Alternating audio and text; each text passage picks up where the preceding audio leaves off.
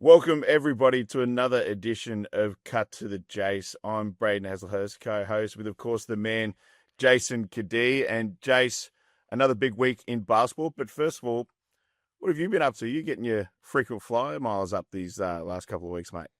Yeah, it's been a busy couple of weeks. Obviously come straight out of the new year, and the Step One NBL Rising Stars is back up with their next on-court session. I guess they have two on-court sessions as part of the program, and so we're up to round two.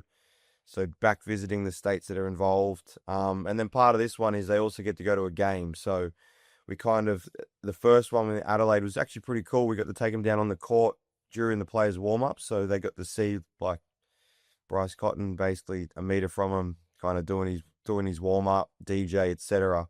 And then also the Tassie players, and then they got an after game where they got to go down the court, get a photo. Some players lurking around took a photo with him. So it's been busy, but no, ultimately it's been really cool because I got to see that kind of come to life as it still kind of goes through the process of getting all the little things ticked off that we're doing with them. It's great to hear, mate. But it's another huge week this week, of course, in Perth for Hoops Fest. I'm already here. We're here for the Bendigo Spirit. Just opening the Hoops Fest this week with a game against Perth Lynx on Thursday afternoon, which would be very, very exciting at RAC Arena. Obviously, two of the top four teams going head to head, and you're coming down here later this week as well, mate. Yeah, no, I'm looking forward to it. Obviously, with our partnership with the NBL with Step One, and obviously our CEO and founder Greg Taylor has a massive interest in the NBL and basketball in general. So he kind of said to me, "Should we go to Hoops Fest?" And I said, "Mate, if you want to go, let's go." I mean, what a place! All the basketball in one place. WNBL and NBL double headers from, as you said, Thursday through to Sunday. So I think it's going to be a cool week, and I think for me, after being a part of it last year as a player, I just think it'll be even better this year because they've kind of had that trial by fire, if you want to call it, last year. So no, I'm looking forward to it. Yeah, it's gonna be really good, and I think, like you said, second year. I think there's stuff all over Perth. You know, we've been out here for a day already and seen stuff all over Perth. All teams staying at the same hotel, which should be cool, and everything like that. But despite Hoops Fest, and we did a bit of an edition last week with Cal Bruton talking about Allen Iverson coming out here this week and then doing his East Coast tour after. Today's going to be a little bit of a different edition, and we had to try and fit it in today despite Hoops Fest because of the schedule that our college athletes have. But today's a bit of an NCAA edition, and we've got lucky enough to have LSU star Max Mackinnon, and obviously a mate of both of ours, on the show today, and then Stanford superstar Lara Somfai on today. So should be a big edition with both of those talents on, Jase. No, two, I guess you can call them kids, but they're not kids, but they're doing really well, obviously, in different stages. Max in his fourth year, Lara in her first year, and almost on not similar journeys, but in those journeys where they're becoming really talked about athletes of Australia. Lara has been for a few years with what she's done locally, and then obviously going over to high school early. And Max has just gone from strength to strength in college, and he's playing really well right now for LSU. Yeah, it's going to be huge. I think he's exceeded his own expectations with how well he's played. He's had some massive games, and unfortunately, I've had a first-hand taste of what Lara can do, having whooped our Queensland team at Under-18 Nationals a couple of years ago. So she's a talent to watch out for sure. But before we go on to our interviews for today, we're going to touch on two things. First one's the changes in the NBL. And second one, we're going to get into a little bit of a debate about expansion because I think you and I might see a little bit differently on that. But let's go to the changes first. And spearheaded, I guess, by the Sydney Kings. Now, there was talk about them possibly not spending and bringing in a replacement for Bull Qual. Obviously, they have an import spot available. But they go out and make a massive announcement or a massive signing, hasn't been announced yet, that former NBL player and obviously NBA champ and everything with, in the NBA, Torrey Craig's coming back to the league. It's a huge addition, Jase, especially for this run home for the City Kings. No, it is a massive addition. And the reason it's massive is Tory knows Australia, he knows the NBL, and he's a great guy. So, like, he's going to fit in seamlessly. Where it does get interesting is he's also a guy that's probably coming in expecting to play. So how they figure that out with their lineups. But for Sydney to go and do that when there was talk they weren't going to do anything. And earlier on in the year, they didn't go and get a big when everyone thought they'd get a big. So they've sat and waited, and now they thought, we are right there. We think and believe we will win this thing, but we do need that piece. And the other part for me with Torrey Craig is he's actually a genuine big wing. So I could see him playing bits in the 4 where they put Zave in the 5 and doing things like that. So kudos to Sydney. It's a big signing, and I think he's going to help them. Yeah, absolutely. I'll correct myself. He's not an NBA champion. He's been on teams that have gone to the finals and everything. And last year played for the Boston Celtics too. And I think the biggest thing, obviously, we've seen Jalen Galloway come out and play like he did last week, which you called, and we'll talk a bit about later. But just the way Bull Qual was able to get after people. Now, Torrey probably does that in a different way, but they really need that going into this final series because Bull was doing a tremendous job on the opposition's best players, Jase. Yeah, no, he was, and I said on the broadcast during the game, the one thing that whether you like Bull or don't like Bull, he's one of those guys that he's going to set the tone because he's either going to foul so much that they don't call it, and he sets the tone that way with his aggression defensively, or he's just going to come out and annoy people and frustrate people, and then wherever that goes, that goes. So I think Bull's done a great job in the way he's applied himself.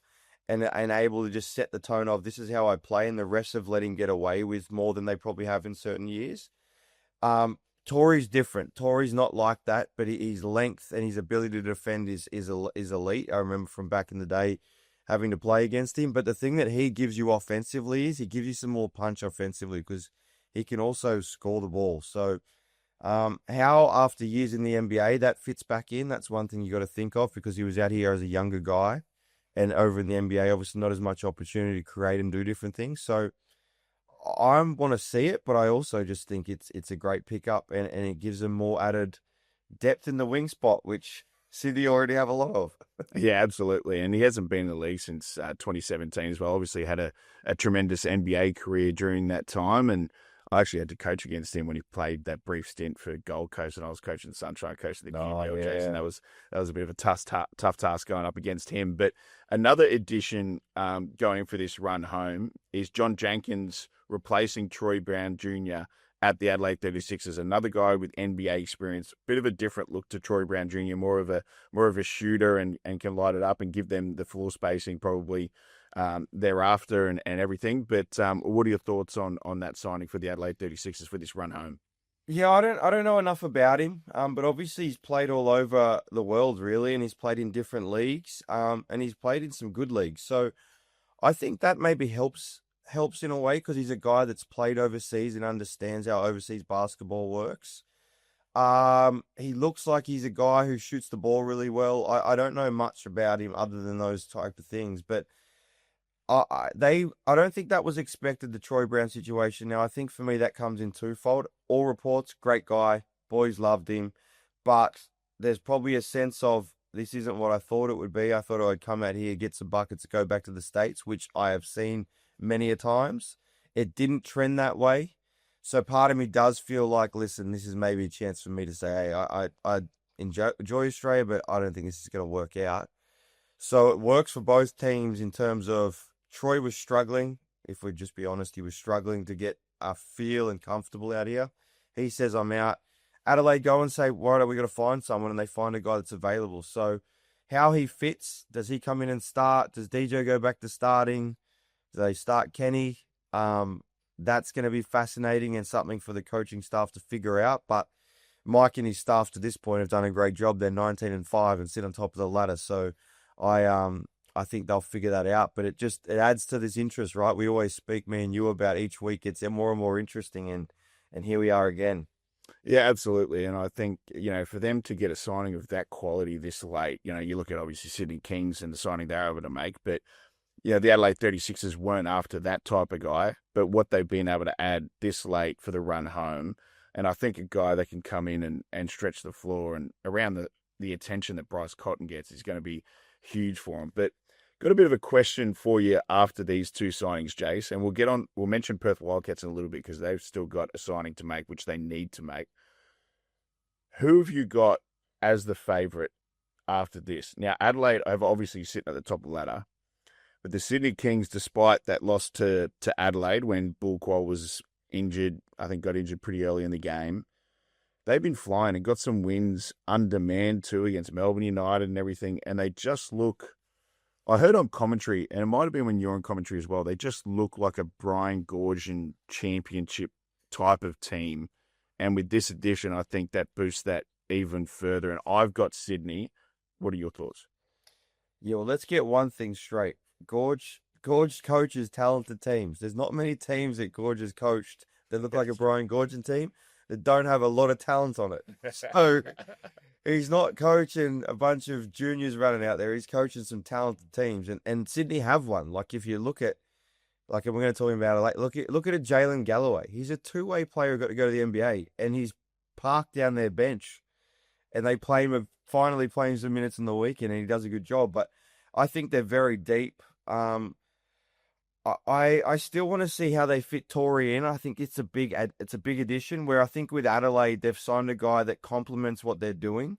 It's not necessarily all on that guy, and I'm not saying it's all on Tory, but I believe when you sign someone like Tory, it's for him to play a major role in what you're going to do. So if you talk about us right here today, leading into Hoops Fest, I still have Adelaide on top, just because they've been the most consistent team all year.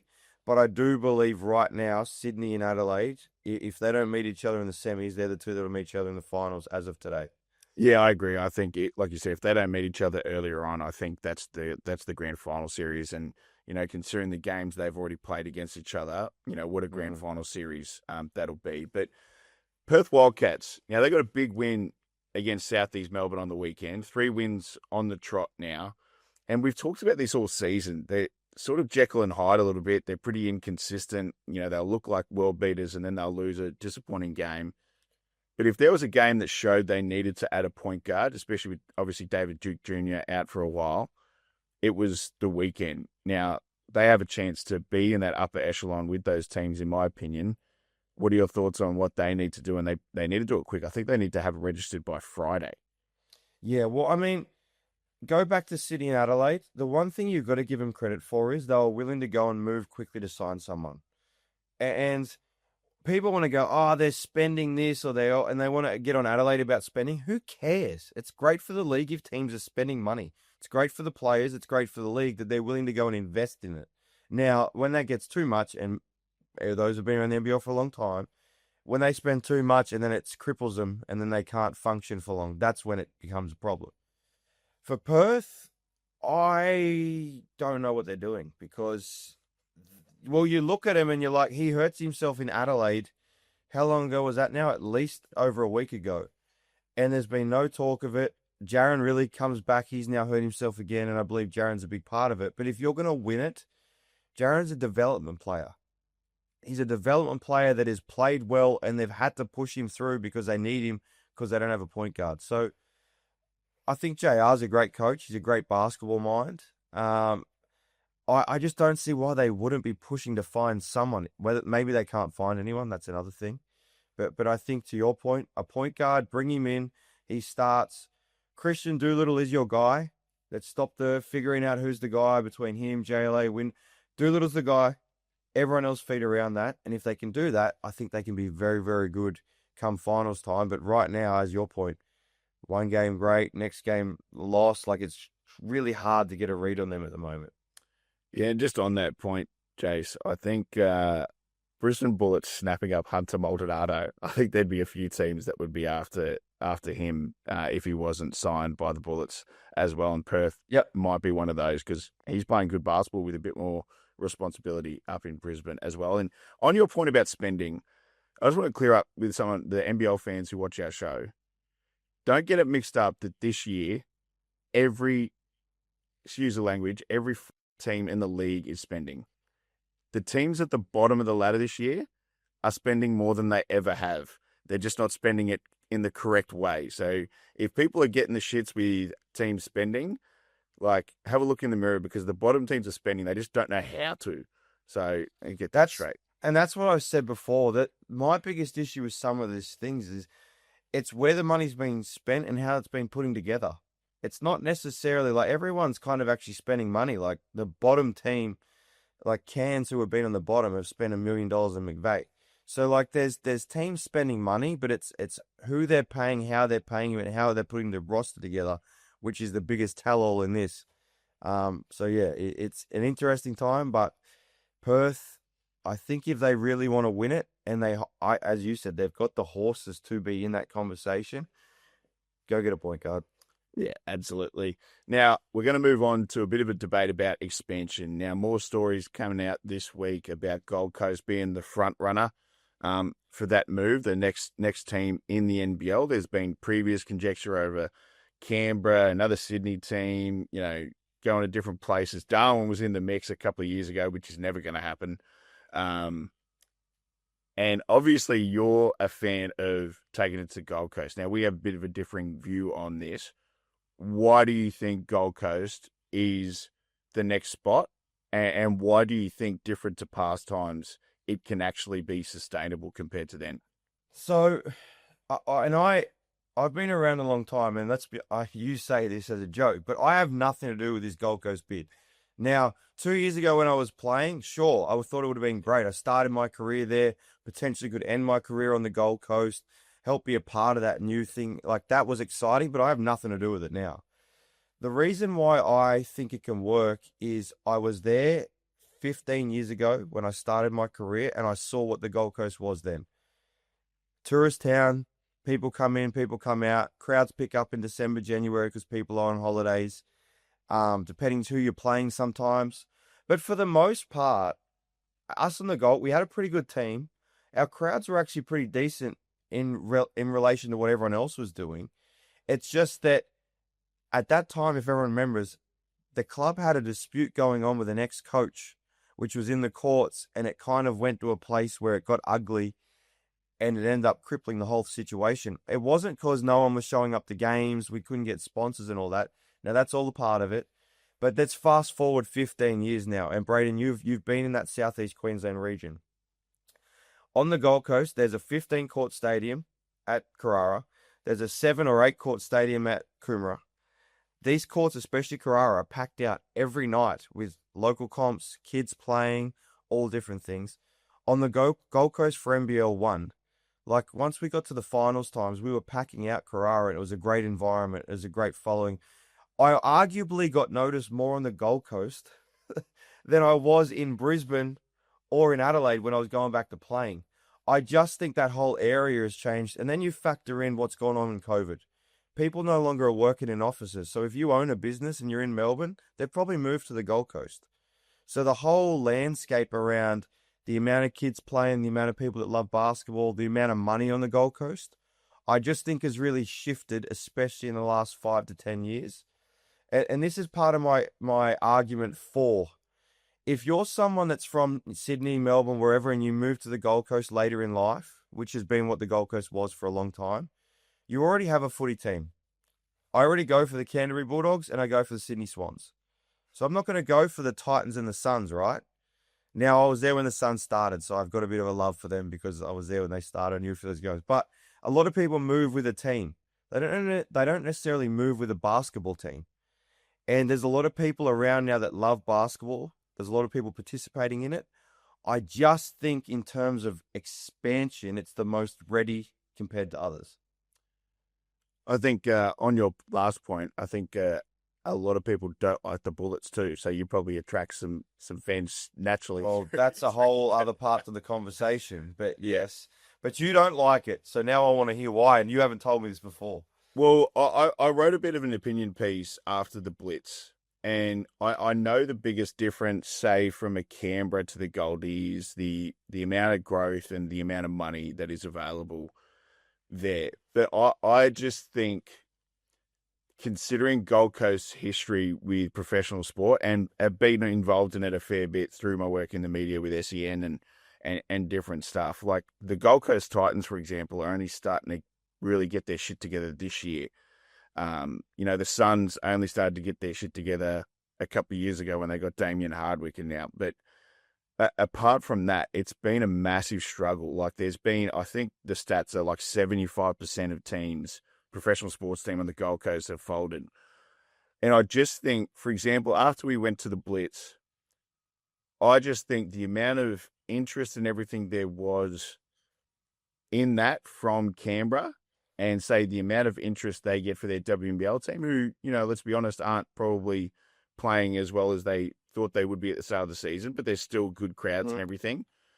I think you've got to take the interest as far as interest in that team or interest in a professional team into account. Now, I know there's a lot of other factors, and I think Canberra have that. Now, there's other places that get it, and people who say Townsville and that, get that out of your head. It's never going back to Townsville. No. That's never happening.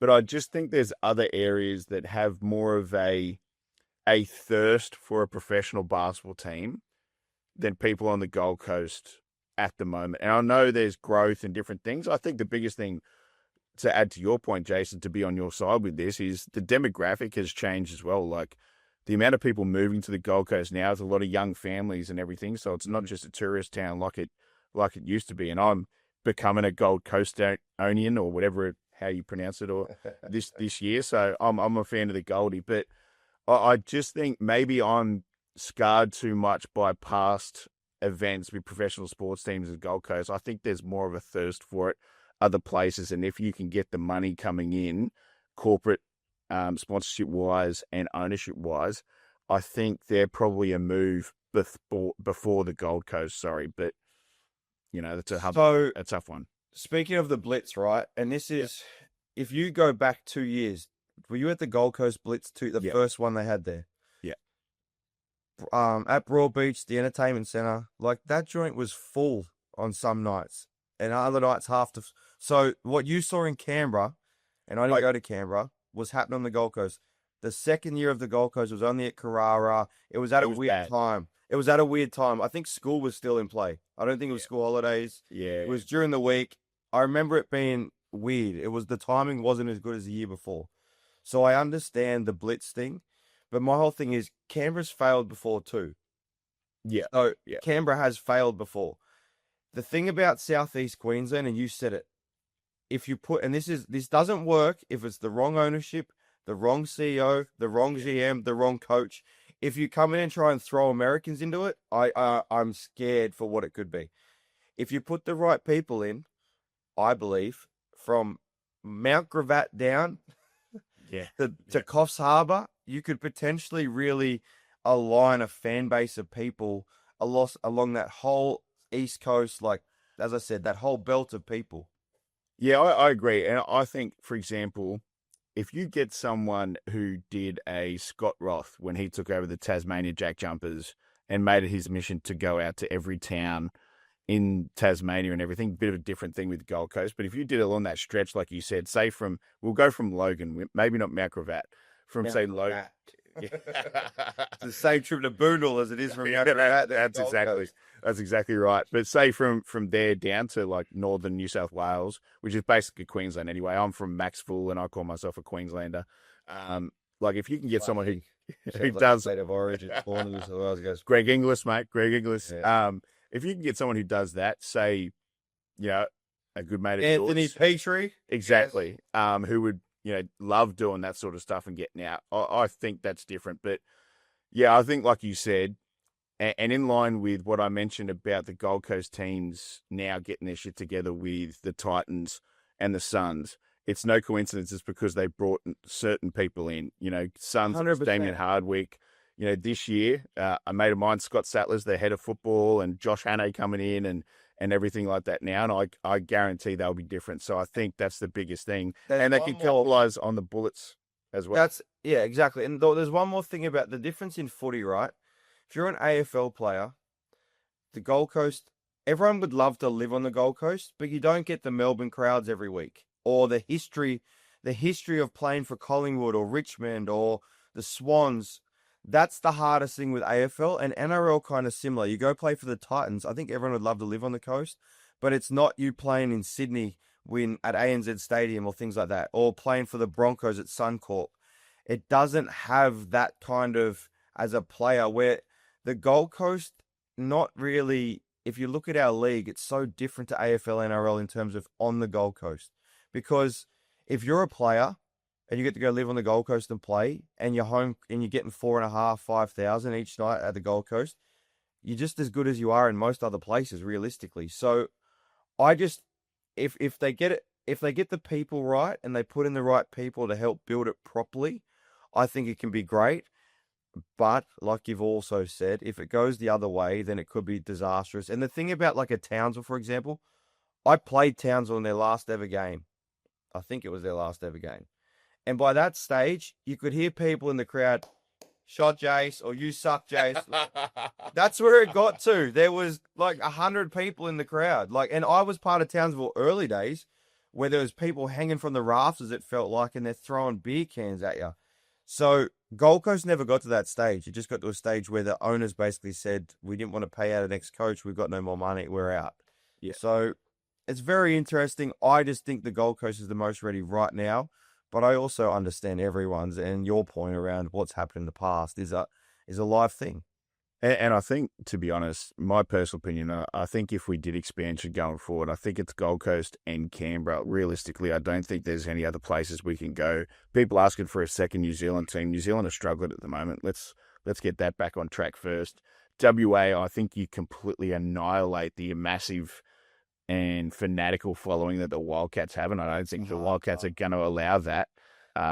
Darwin's not going to happen. Townsville's not going to happen. So I think those are the two. I think it's second Sydney teams on the cards, but the crazy thing for me is, right, I grew up with the Kings being the team in the city and the Razorbacks being the team out west. We're the guys from out west with buck teeth or no teeth, whatever you want to call it, Ugg boots.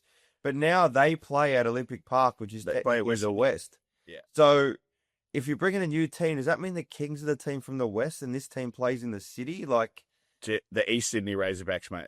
The East, we've come back upper class. Flip it around. So that's where it gets interesting though in Sydney, because I don't know. It's the dynamics shifted. Will be interesting to see, mate. But that's all we have time for in this part of the show. But now we're going to move on to our chats with Max Mackinnon and Lara Somfai. Welcome into LSU star recruit Max Mackinnon. Now, Max, you join us from over in the States. How are you going, firstly? Yeah, all good. All good. Appreciate having me. No problem at all. Let's get started on, I guess, what's the transition been like for you transferring to LSU after 2 seasons at Elon and 1 at Portland? I'd say it's a different culture for sure. I'd say that just like the whole, you could say food, the people, like it's super welcoming here. I'm not saying the other places weren't, but I think in the South, mum played at Alabama. So she's been in the South before. So that's a couple of hours from LSU, which is in New Orleans. So I'd say the people for sure. Obviously, the college landscape, as your time has been there, has changed immensely from money to you can just transfer, the transfer portal. Like you've kind of seen this whole transition over there. Yeah. How do you think, how has that affected, not affected, but how has that played an impact on your college journey? Nah, it's nuts. Like I went to Elon. Shit, I reckon I reckon I would have had $500 for a whole year, like a whole year. And now it's the numbers are crazy. You would be worried about how much money you had, and you thought, and I always like that. You was like, nah, there's no way these guys are making this money. And then I remember my second year, we played Wake Forest. And we're driving on the bus, and you see the car park of other players, and you're like, oh, maybe. And now at LSU, you got the football team, basketball team, women's basketball. It's crazy. It's not, the money is crazy. No, it definitely looks insane from afar. Yeah. What's been the biggest thing that's probably shocked you? Like, not shocked you, but in terms of, I guess, LSU is a massive school, right? They have 100,000 people attending football games. What's been the one thing that's maybe impressed, shocked, or that you've kind of really enjoyed about being at a big, big school?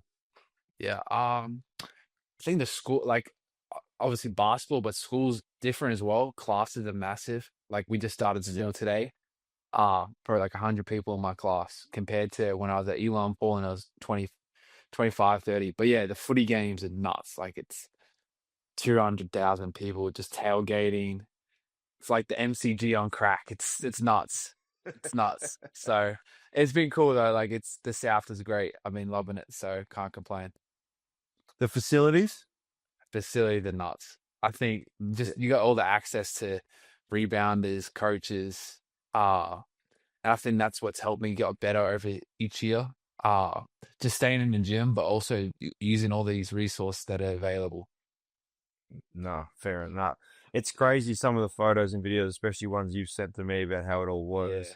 What about what's your thoughts on your season so far? Like obviously we spoke prior to you making the move to LSU and we knew it was going to be a bit of a jump, right? In Yeah. just different conferences, all those different things. You've kind of seamlessly fit into playing here, and Yeah. obviously your group's gone through a bit of change with losing your point guard, but you're averaging 14 and a half, shooting 42% from three. How have you found the fit?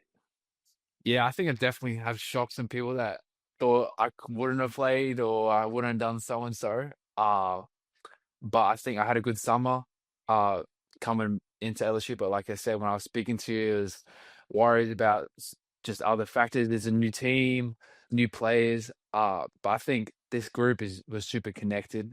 Uh, but it's also led to obviously with our point guard being out now, I've had some more opportunity. But I think me being in my last year, I got not nothing to lose, but uh I've got this accumulated work of these past 3 years in college, so I got nothing to worry about. So that's also been good. Is there one thing you can point out? Like you've had four 20 plus games so far this year, and we're probably about halfway through. Is there anything you can point out as to where, I guess that confidence, like you said, you've been able to build over years of like the last 3 years of college? Is there anything specific you can point out as to why I guess the move, which can be challenging, but that whole process and then you've been able to play so well, what's gone into that, you think? The having a coach is obviously the trust, DP, our head coach, Coach Mac. Having that trust, knowing that they're gonna let me keep playing through mistakes. Trusting the work. The next shot's going in, no matter if you're 0 or 5, the next shot's going in. That you just got to have that mentality. You have that shoot mentality. You know the next one's dropping. You can't let it affect and dictate how the way you're going to play the rest of the game. But I think I can impact the game other ways other than just shooting. So that's been Yeah. a factor for me. People started to run me off the line, and I can show what else I can do. You mentioned him just before, Dave Patrick. How big a part did he play in getting you to LSU? Yeah, it was big. It was big for sure. Obviously he was here with Ben a couple years ago. Jewett Reese been here. I know I'm forgetting another Aussie. Uh, but he was great. I think he recruited me when I first came to college. He was at Sacramento State. Uh, and now he was that coaching. The players portal, but there's a coaching portal. Coaches are going from school to school. It's nuts. Uh, so we kept that connection. So he was big time. No, he's been over there for a while doing great things, so I can see Yeah. how he would play a part in especially getting Australians over there. Yeah. You play Kentucky. We mentioned just before we got in, you play Kentucky next. You've had 3 losses on the trot now. Now that's kind of coincided with you losing your point guard, who plays a big part in what you guys do. How important is this game coming up? One, to test yourself, but this next few games, how important are they coming off a few losses? Oh yeah, definitely gotta get one at home tomorrow. Obviously having DJ out sucks, but people have got to step up. Uh, and I think we definitely got the right group to keep going. Like we had a great non-conference. We had some good wins. We played SMU, or a top 25 team. Uh, so we all have the confidence. Obviously DJ's out, but it doesn't mean that people can't step up. And it'll be a great environment tomorrow. It'll be a sellout. It'll be a great place to play. You did an interview, I think it was before the college season started, about how you worked with Jack McVeigh and he influenced your 3-point shot. You did it with Yep. Braden in the off season. And Yeah. can you kind of tell us a little bit more about that? Like you've gone from, like, since I knew you, streaky Yeah. shooter, Was as you were younger, coming through. It Broke. wasn't broke, it was just streaky. You were more, Yeah. you relied on getting to the ring. But you now shoot it at 43%. So like that's yeah. sometimes people don't know how hard it is to change Yeah. environments and come out and shoot the ball so much better. What part did Jack play in and what kind of went on? So I reached out to Jack at Portland last year. Obviously it's all about the reps and trusting their work. But I think another piece that I've added just is like the mental game to it. It's like the mental performance is his mindfulness stuff. And he just gave me little points, little tips. Just that next shot's good, or just little stuff that you can say to yourself. Because you can go into the gym and get on the shooting machine and shoot 1,000 shots, but you gotta trust your work, and it's also a mindset thing as well. That was the main thing that I took away from that for sure. No, Jack's become one of the more elite shooters, that's for sure.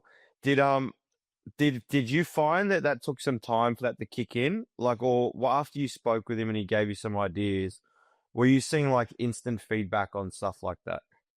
Yeah, so my free throw percentage went up numbers. I think right now I don't want to jinx, but I'm at like 90% compared to Elon. I was low 70s. And it was like breath work and just it was stuff like that. You could be cringy and people can laugh at you and stuff, but it's helped me, and I'm sure there's other players out there. That breath work it helped my free throw percentage, and then it just has led to other stuff, and not only just threes. It could be finishing. It's just the whole mindset thing.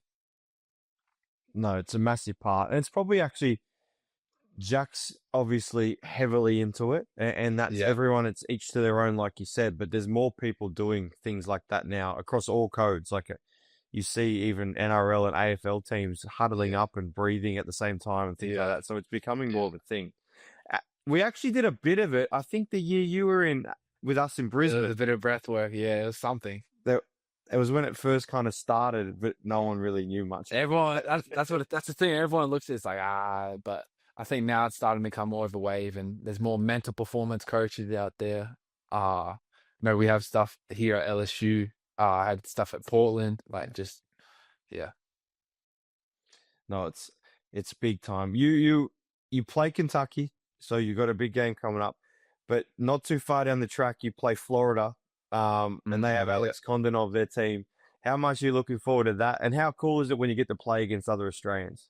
For sure. No, you definitely know on that scout that he's at Aussie when you go on.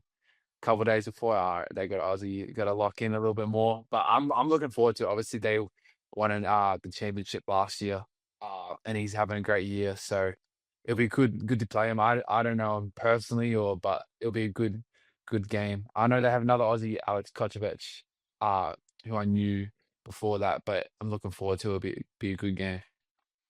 Has there been any schools that you've gone away to and played at, and you've walked in and you've just gone, wow, look at this venue or look at this school? I'm sure there's been a few, but is there any standouts? I think with SEC stuff happening. So we just played Texas A&M a couple weeks ago, and after the game I had to get stitches. I got hit in the mouth. Anyway, I'm walking into the facilities like nuts. Like you can like marble wall, like it's anything, like it's just nuts. The money in the Power 5 schools, you got like I've gone from at Elon and Paul, and it was bus rides now to charter jets. It's but it makes you grateful from where you come from, and I think that's what's also helped me this year as well. Just remembering just that little Brizzy kid that was playing at Caps, like just little stuff like that. It makes you grateful for these arenas that I'm playing in now. So yeah. It's it's a cool, and it's all part of the experience, right? It's what you take away from everything that you do. You mentioned how much you've loved at LSU and just the people. What's your favorite food right now? Have you tasted anything that's just like, what do we got here? What's the craziest thing you've tasted food wise, and what's the best? Bro, it's seafood. It's just seafood boiled out here. I'd say a lot of fried food, fried gator. They it was crazy in this last semester. They had fried gator at the food hall. That was interesting. And are you talking you ate it?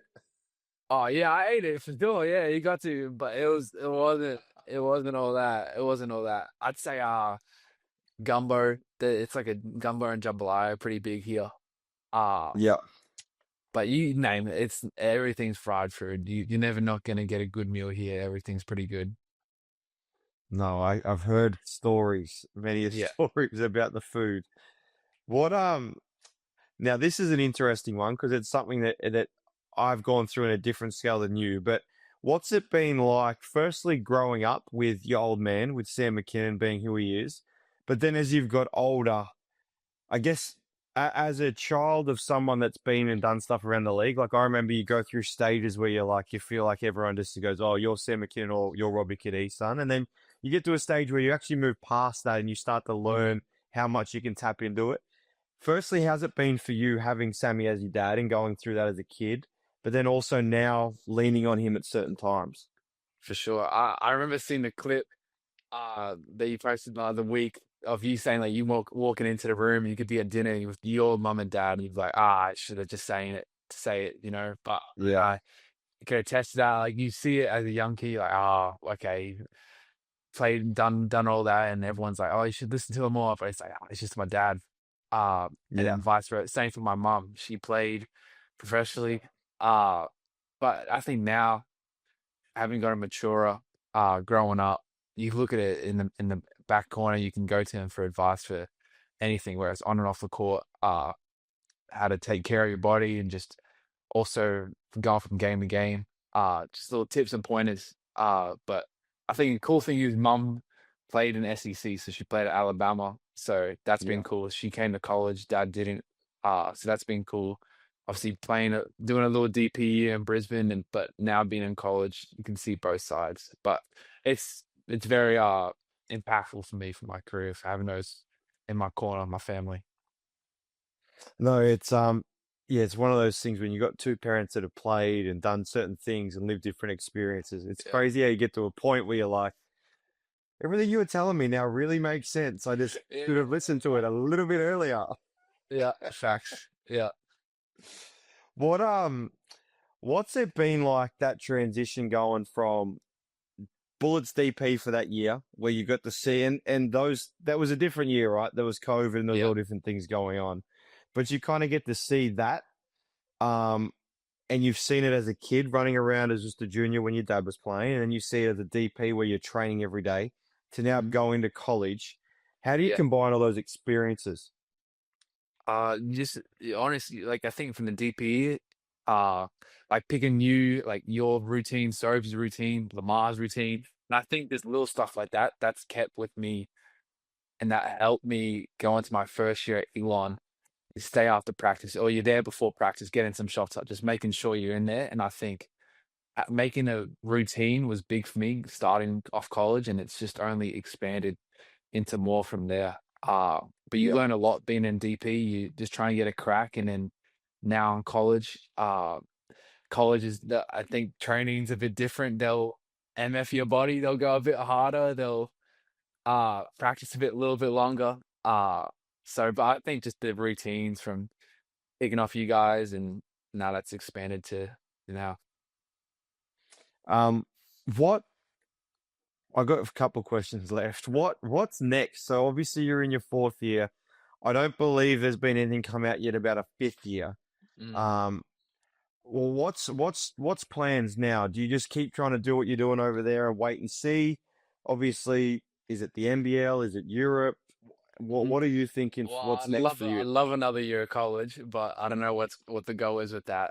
But I think just keep controlling what I can control right now and finish off this year at college, and then see what comes from it. Obviously, the NBL and Europe, I'd love to do. But I think you never know what can happen after this year. So you just want to keep staying in the moment, enjoying these games, and finish off conference play, and never know what can happen. No, 100%. It's crazy how much it's all changing at the moment too. It's one of those things that what is now could change in a week's time. It's not the NBA dudes getting it's nuts.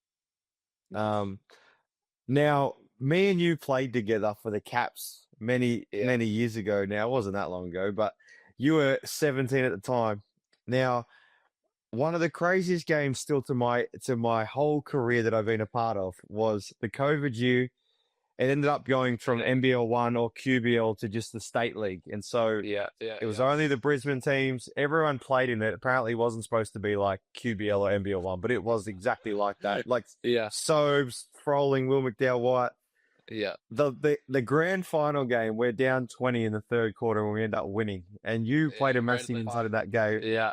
Yeah, I do remember that. I remember that. Is that still it is to me, is that still one of the craziest games you've been a part of? Nuts. Nuts. I remember you got like Froling, McDowell Whites, and then I remember Magnay's in the stands talking. Yep. I remember that. Like I'll remember that to the yeah, I was crazy. I think that was a game I remember for a while, for sure. For sure. You hit some pretty big time shots though. You hit some. I play well, but you hit some. I can't remember what shots, but I'm sure there's some video out there. I'm sure Oz Hoofers or whatever it was, they were covering it. There was some pretty nice plays, mate. I think there is a highlights in somewhere, but that's still for what was like not a NBL one type thing, was still one of the craziest games I've ever been involved in because it was just nuts. Totally. Yeah. And during COVID. No, Max, thanks for coming on, mate. It's great to keep up with your journey. Love what you're doing and looking forward to the next few weeks, but also what's coming up next. For sure. Cheers, Jase. Appreciate it. Thanks, mate. Our second guest today, after just having Max Mackinnon on, is Stanford superstar freshman Lara Somfai. Now, Lara, I've just talked to you off camera because I've seen you a lot over your junior career. I always just thought it was Somfai, but you've corrected me. Now, I want you to pronounce it because I still feel like I didn't get it right. Yeah, no, this is literally completely my fault because I never corrected anyone and I got here and they were like, no, like, how do you actually say it? And I was like, what? Like, it doesn't even matter.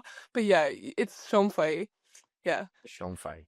Right. At least we've cleared that up now and I feel better for her. It's funny. Now, you haven't had, I guess, your prototypical Australian journey, right? So you started out, you're an SA junior, SA girl. Yeah. And then you make the move still in high school to go over to the States and go high school over there. Where did that decision come from? Yeah, well, I was at the COE when I was around, I think I just turned like I was around 15, I think 15, 16. And I had just got the offer to go up to the COE. And that was like obviously my lifelong dream. I was like, oh my gosh, I'm so excited. So yeah, I was heading up there. I really did love it. Um I loved being at the COE. I loved living away from home. I loved like having basketball as like the focal point of my life. I think that's like super valuable. But beforehand, before I kind of knew growing up, like I really loved American basketball. And I was talking to my parents. I was like, look, like before I had gone to COE, I'd been approached by like a few schools, IMG being one of them, about going to America and finishing high school over there. And I actually did really want to go. When I was like 15, my mom was like, no way. She was like, you literally have never lived away from home.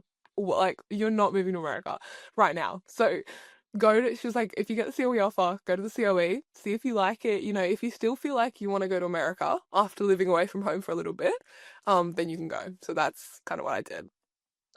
No, well, mum has some idea because she made motherly decisions there of you can go a couple hours, but not all the way over there.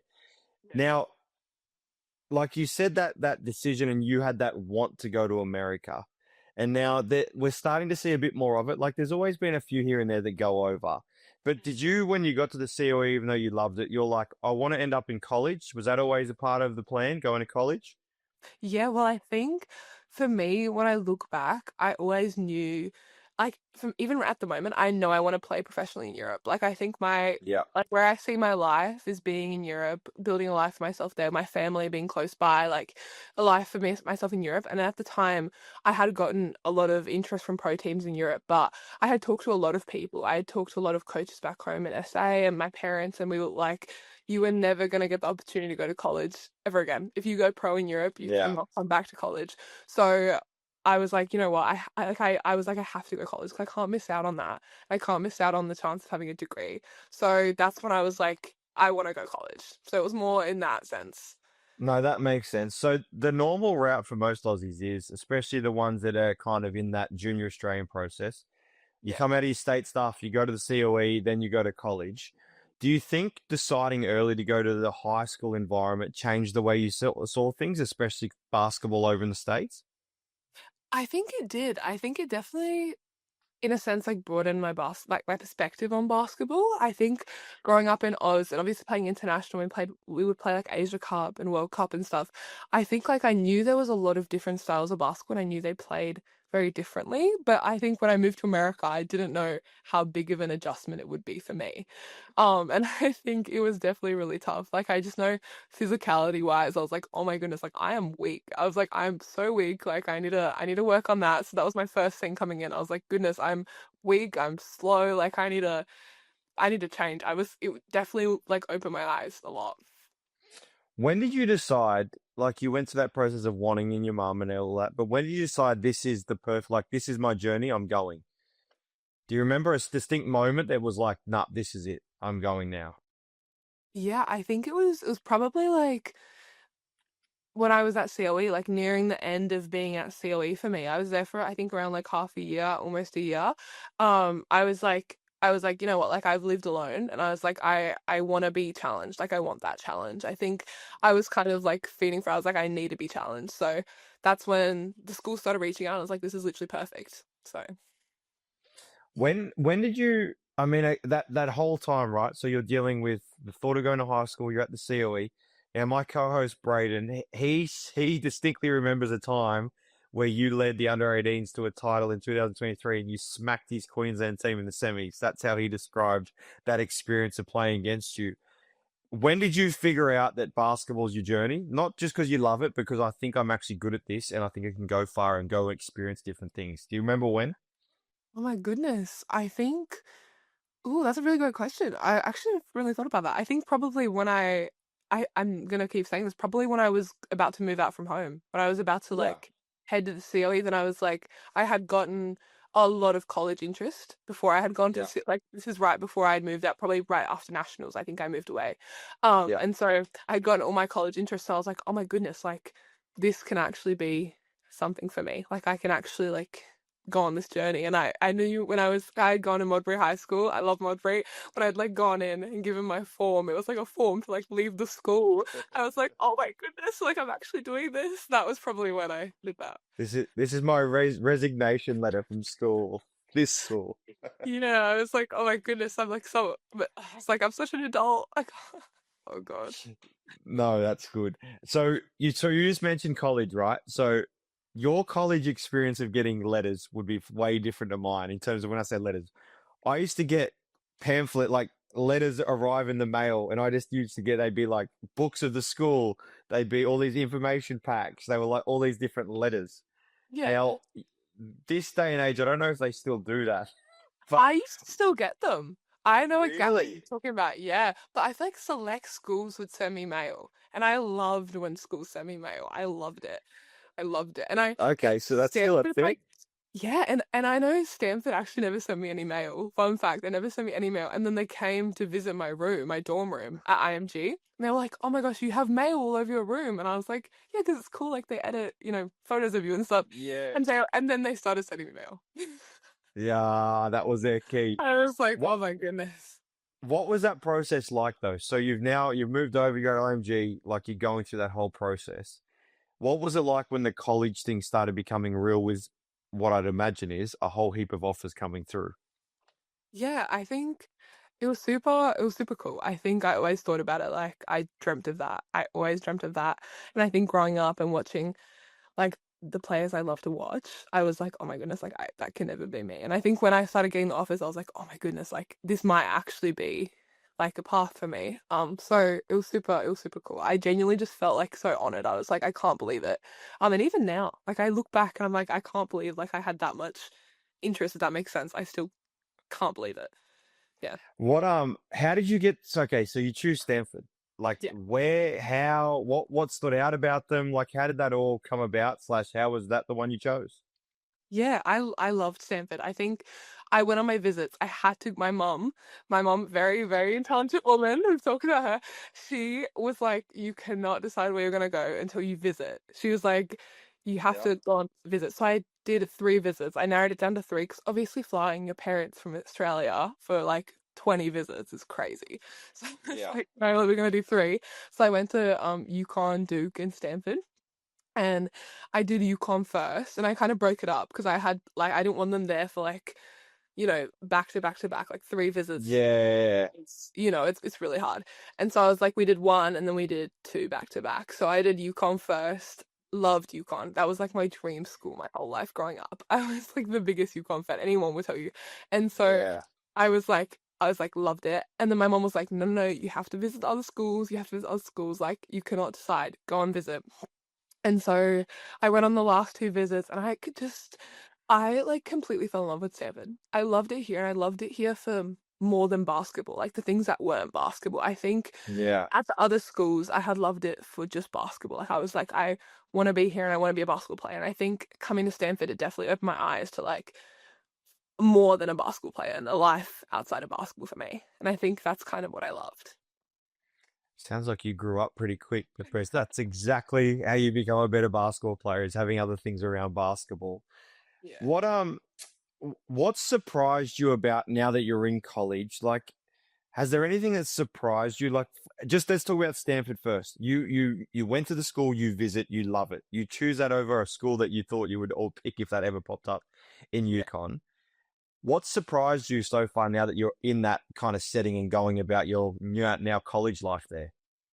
Oh my goodness. Probably just like how normal it is to be an athlete here. We have so many athletes. Like genuinely on campus, I think we have like over 300 athletes. And like and everyone you talk to, like they know an athlete, they're close friends with an athlete. Like I think it's kind of refreshing to see people Yeah. working so hard in their sports. And like when you have a tough practice, you're like, oh my goodness, like nobody trains like us. And you look around and they're like doing worse. And it's like, okay, that makes me feel a bit better. So that, yeah, and probably just like our load. Like I think training load when you get to college, oh, insane. So Yeah, the it's load from work. increases by like 20 hours. It's like crazy. So yeah.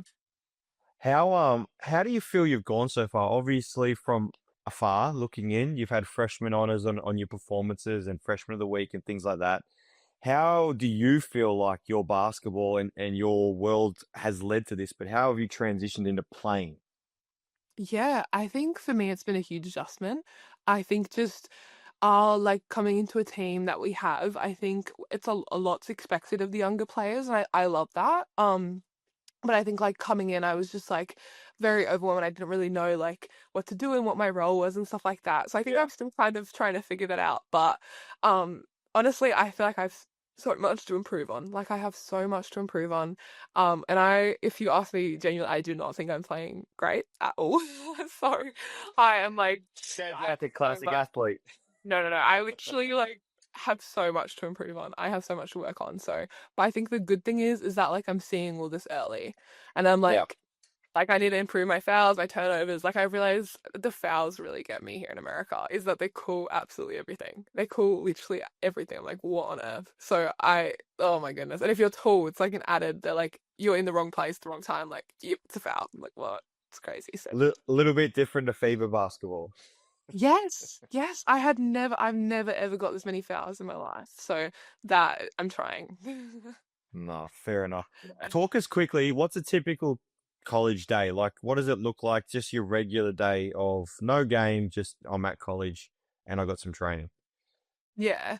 Well, it's like no game. So I'll wake up, I'll go to class. Our practice schedule has changed a little bit. So over last quarter, we practiced from 12:30 to 3:30, but now we're from 3:30 to 6:30. So I like it much better. So all day I wake up, go to class from like I have my classes from like 10:30 to maybe 2:30. Yeah. And then in between, like if I only have one class, I'll go to treatment, do like an extra conditioning session, stuff like that, if I can fit it in. And if not, then we just have practice. And then before or after practice, you usually stay and shoot. In practice, we watch film. We also have like lifts on top of that. So we usually lift like after practice. So it's a pretty long day. No, it is when you add that in. Does obviously you're playing every second, third, fourth day, it depends. Do you guys tailor your trainings and your weights all around when you play? Like that's how it works when you become a pro. So I'm just assuming, does it happen like that over there as well? Yeah, definitely. So at the moment with our schedule, we play Thursday, Sunday. So Tuesday is like our only like real like practice in the week, like our only like where they really really run us hard. Yeah. Because obviously they don't have anything to lose that day, and then Wednesday it's the day before a game, so it's a little bit lighter, and then the day after a game also a tiny bit lighter, like Yeah, it's Taylor's around the game. Let's go back to when you were little. Now, who was your inspiration growing up? And did that help you become a basketballer? Did it help you just become a better person? Who was your inspiration? Yeah. Oh, well, I always think like basketball wise, I absolutely loved Paige Beckers and Hailey Van Lith in high school. Yep. I would watch their high school like mixtapes. I loved watching Hailey in high school as well. So probably when I was really young, I loved watching them. And I think as I've gotten older basketball wise, I absolutely love Luka Doncic. He's like my favorite player. So He's I love good. him. Yeah. He's But good. I think like life wise, probably just my parents. I really look up to my Yeah. parents. I could see how your parents, especially your mum, played a big part in a lot of the things. Yeah. What's the future? Like obviously now where you are, and this comes with the college territory, and also what you've done for the Australian junior program in terms of your time playing for them. There's WNBA on the cards. There's, as you said, Europe. You see yourself playing in Europe. Now there's a lot of girls currently that play WNBA and Europe, including some of our greats in terms of Penny Taylor and people like that. What's on your kind of crystal ball of if you could go and do different things, what does it look like? Yeah, well, my dream and like kind of hopefully what I will manifest is like playing in Europe, in the off season and then playing in the WNBA like in season. But I think for me, like to be able to do that as long as I can, and then eventually I want to build a life for myself in Europe. Do you think that even if the WNBA comes calling, then your 4 years, you'll still finish out your college? Or how do you see that playing out? Is that it pops up, I'm taking that opportunity, or is that when the time is right? I think more on the when the time is right side. I definitely my focal point is like my college team and my degree as well. So I think like if my degree was finished, like if that was all done, then like that would be a possibility. But I think if definitely like revolved around my team, like if my team was in a good position, stuff like that. So yeah, Now, you've played for Australia in the juniors. yeah. Now, the Opals and the Boomers environment for us Australian kids growing up is something we always aspire to be in. Is the Opals something that you aspire to play in? Yes. Oh my God, definitely. I definitely want to play for the Opals. I think that's a dream for anyone.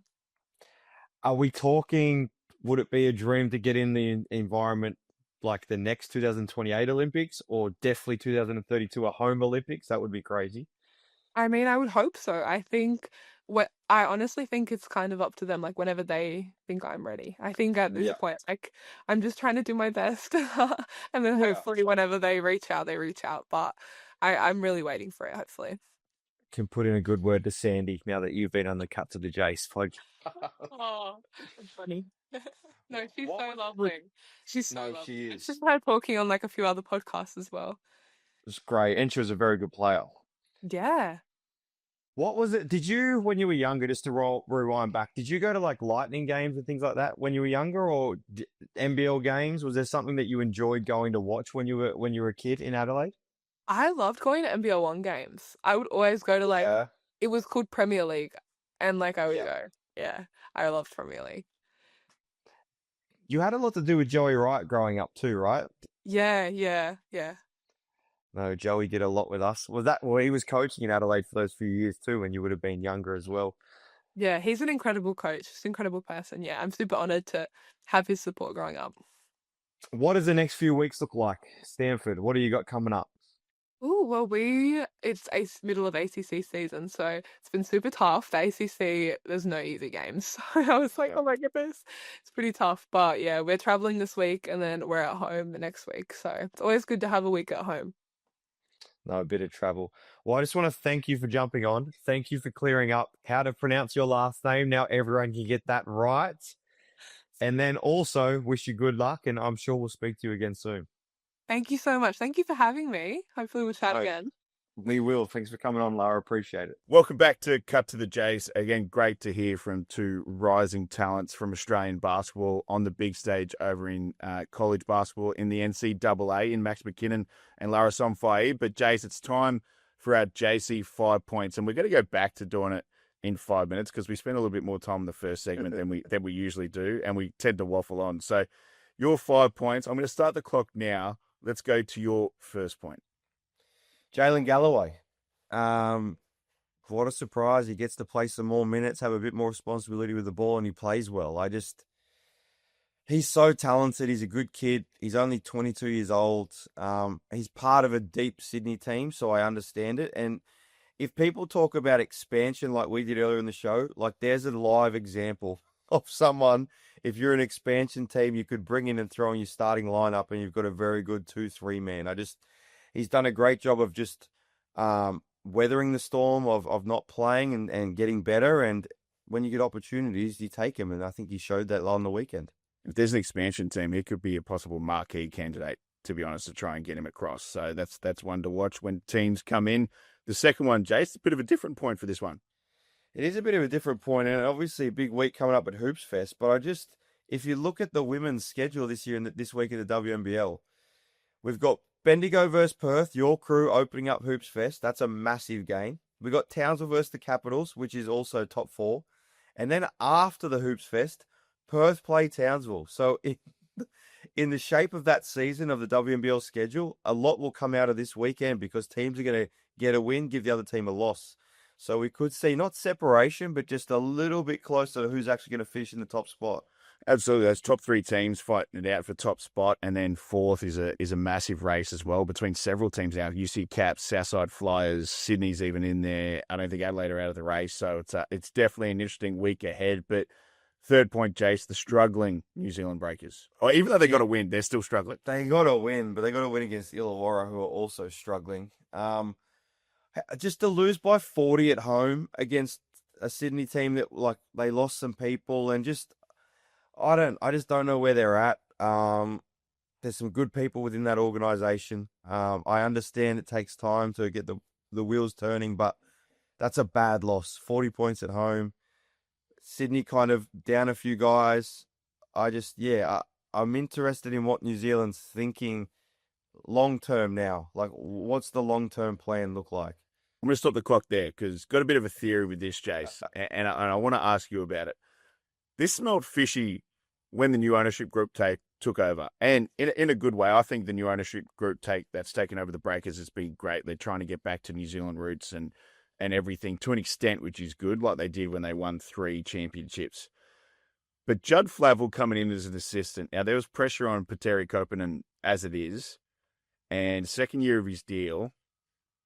I have a feeling that this is all not staged, but set for Judd Flavel to take over, considering there's more that's come out. And you know, Jase, more than anyone, these stories don't come from nowhere. Where there's smoke, there's fire. And I think it's all set up for Judd to take over next season. It would not surprise me in the slightest. I actually was in a way maybe thinking it could have happened during the season. It just depends if New Zealand thinks Judd's the guy. If they have a belief, I believe there'll be a change after this season. It's if Judd's the guy, I believe it'll be a New Zealand coach. I think that's what they'll go with. Judd's been looking for an opportunity to be a head coach for a few years now. So it would not surprise me in the slightest. I've heard great things about Judd in his role of being an assistant coach. It's just whether they want to make that move and move him to the head coach. I think if you look at New Zealand coaches, it's probably Judd, Paulie Henare, who's, I think, looking to come back to the NBL, and maybe a Pero. They're the 2 I had in mind outside. Yep. Yeah, absolutely. I'll start the clock again. Let's move on to the Tassie Jack Jumpers, who, despite an up and down season, they have games where they still look like old Tassie under Scott Roth, where they can contend for a championship when they get it right, Jase. And they did it to Adelaide. I was at the game, and they took them to the Tassie territory, or it was a 72-78 or 72-80. It was at their pace. They executed. They did a great job. Nick Marshall did a great job on Bryce. Like, obviously, it's a team effort. Let's be honest. No one's stopping Bryce by themselves. But Nick's ability to use his length and put Bryce where they wanted to, and obviously Magne just controls the defense. He's a defensive anchor. He's incredible in how he is defensively and changing shots. But Tassie done a good job, and they've bounced out of the FIBA break, and they've found some form. And here the discussion starts again. Tassie just finding form at the right time of the year, and It's a big month. I know it's easy to say that's the back end of the season, but it's a big month for some of these teams because right now that top four, with what United are doing, is becoming more and more wide open. Absolutely. And I don't know about you, Jace, but a team that you were a fan of growing up, sometimes when Magnay plays and makes certain plays, I just get images of Simon Dwight. It's not, it's just the truth. And I don't know if Will's ever watched Simon Dwight play, but Will should take that as one of the most ultimate compliments you could get, because Simon was a little bit smaller than Will and just easily one of the best shot blockers we've ever seen, if not the best in the NBA. And had offers to go to the NBA, so don't get that wrong about Simon. Didn't Dwight. have Good player, offers. nice. Yeah. Had us, my uncle was his age. Oh, there you go. There you go. That's a story we'll get to maybe at another time. Maybe let's try and get Simon Dwight on at some stage. Let's maybe have a West Sydney Razorbacks edition. I think that'd be Guaranteed 2-year deal to Charlotte. And my dad was the CEO of the Razorbacks. Dad thought he'd lost him. Yeah, wow. Well, I think family discussion is always a good one. That's definitely something we should touch on and do a bit of a nostalgia episode, I think. But number 5, a guy that's rumoured to be taking over the Bullets next season. Will Weaver. Had a lot to do with Will. Love him. Great guy. Obviously was the Boomers assistant for a number of years. Had that 1 year, which was ended in a disaster with COVID and everything. But if that's the kind of guy they're going after, then fair enough. I'd obviously said, and I said within my own reasons, I thought Peach was a great option for them. Just being a local guy. Sam Mackinnon, I thought, was another guy they might have looked at, but given his history with the club a few years ago with how they let him go, just never thought that was going to be a feasible thing. Weaver understands the NBL. He understands Australian basketball. He's a guy that those who've been around him really like. So if they can get him across the line, and that's what they're doing. And apparently I also heard Weaver coming in means they'll give him more control too. So he's someone like him's not coming in with them dictating assistants and everything like that. So he's got roster control. Fair enough. I think that's a great starting point for a club that needs to find some stability and someone, once again, I'm going to say it, the right person making the right decisions. And if they get it wrong now, it's just on them getting it wrong. It's not initially the wrong person making those decisions. Got another couple of points on that. I think, me and you have spoken about getting away from this hiring Americans thing and hiring outsiders. I think that changes if it was a Chase Buford or a Will Weaver. People who have knowledge of the NBL have had success in the NBL. So I think this is a bit different.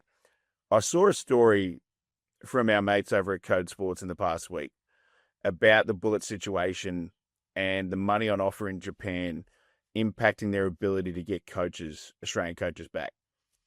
I tweeted, and to be put it bluntly, that's complete bullshit. Because in the off-season, they had the chance to get some of those people, or some of those people were interested in taking a pay cut from Japan to be here. So that is just propaganda to try and cover their ass, because they had the opportunity to get these coaches and they chose not to. So that's the other thing. Then the next thing, let's get on to your point about Sam Mackinnon. I feel like if this club wants to move forward, they've got to get rid of this petty bullshit about certain history and personal stuff with people that could impact the club in a positive way. It just seems with Cairns, Brisbane, this is a common theme, and it's the reason why they sit at the bottom of the ladder, because they do this petty bullshit rather than getting people in. I'm sure people at the Sydney Kings have disagreements with Bogues or disagreements with Gorge. I heard last year there was a lot of disagreements with Gorge and personal stuff between people and everything like that. I know there was issues in Adelaide, but people get over that shit. Whereas these two teams, it's like a teenage team with the way they run sometimes. But even look at Sammy, right? Like, Sammy was in a position back then where he was the GM, but everyone knows now, surely, that he wasn't making any actual decisions. Yeah. And I know that because he tried to re-sign me, but he wasn't the one making decisions. So, I just think everyone surely realizes now that he was not to blame. Arguably, he was one of the ones that helped the situation be better. So if people can separate stuff, if I'm Will Weaver and I get the head coaching job and I could bring a Sam Mackinnon in to be my lead assistant and pay him what he deserves to be my assistant, I'd sit back as a player and be like, geez, that's a strong coaching stuff you've put together, whatever it may be. But the fact that Sammy wasn't even thought about, it shows you that they're still not past that stage. And let's put it right. With whoever comes in Brisbane, Will Weaver, Chase Buford, say Trevor Gleeson or whatever.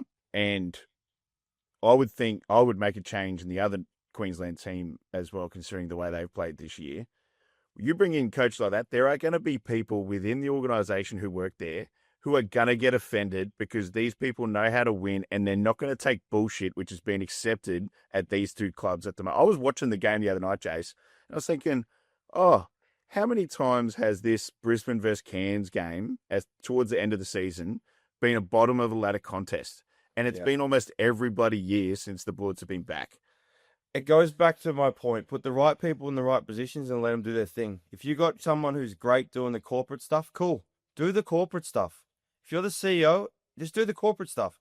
Put someone in charge of basketball that actually knows the NBL, knows Australian basketball, and can make the right decisions. Then, if they don't do a good enough job and they've got the budget to spend and all those different things, then you can get rid of them because they didn't do their job. But right now, we hamstring people, we make these poor decisions, and then we blame them. It's actually not their fault. Like, how does that make any sense? Yeah, absolutely. But I'll get that one off my chest. That's off now. We'll go on to our last point before we sign off for the day, Jase. Obviously, a Hoops Fest, a massive event for the NBL. And like I said, I think it's set to be, massive compared to last year. Obviously, Allen Iverson coming out and everything, and just the hype around the city at the moment is really incredible. What are you looking forward to most coming out here this week? All of it, to be honest, just to see it as a fan as well. I think to see it from the outside, like obviously last year I saw it from the inside where you're worried about the game coming up and you're kind of seeing things, but not really. But I know just from a pure step one point of view and us being over there and being a part of the NBL, I'm just looking forward to seeing everything that goes on around the games and the basketball just being a complementary part of it. So I'm looking forward to being in Perth and seeing it, and hopefully for you get a win. Absolutely. And I think a lot's going to take shape for the next part of the run. Like, obviously, you go in stages, but this next stage of the NBL after Hoops Fest, it's a run to finals, and it's who can sprint the fastest. Yeah, absolutely. Should be a massive weekend. But that's all we have time for on this edition of Cut to the Jase. A massive edition as well. And thanks to Max Mackinnon and Lara Somfai for coming on. But that's all we have time for, and we'll see you next week.